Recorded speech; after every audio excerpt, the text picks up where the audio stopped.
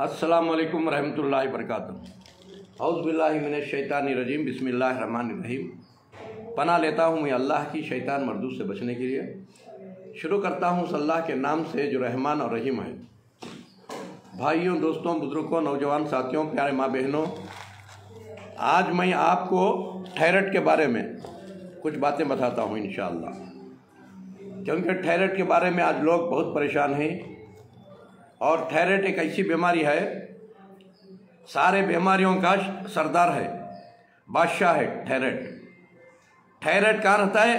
कईयों किस्म के बीमारियाँ वहाँ रहती हैं।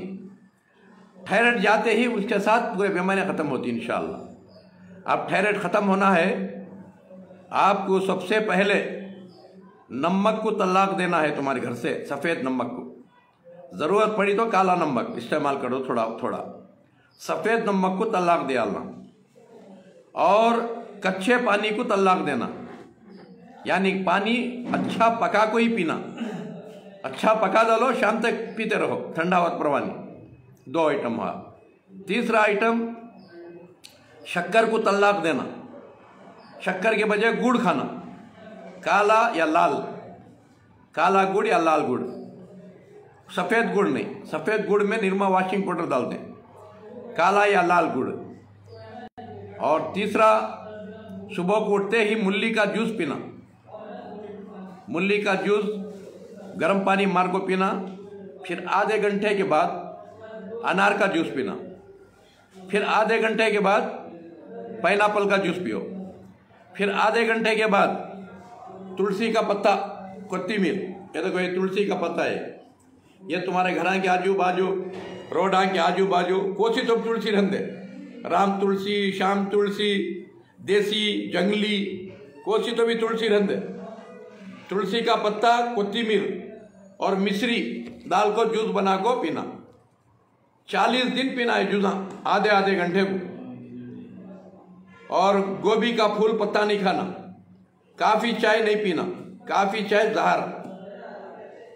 इंशाअल्लाह गोलियां खाना 40 दिन, टैबलेट खाना इंग्लिश। 40 दिन के बाद नॉर्मल होकर होता है, जाको डॉक्टर को टेस्ट करा को, डॉक्टर की इजाज़त ले को गोलियां छोड़ना। ऐसा कर लिए आपका थायराइड आपसे तलाक ले को जाता है। नहीं तो रखमे वाली बीमारियां मंगा लेता थायराइड, आखिर तुम ना बुला ले को जाता थायराइड।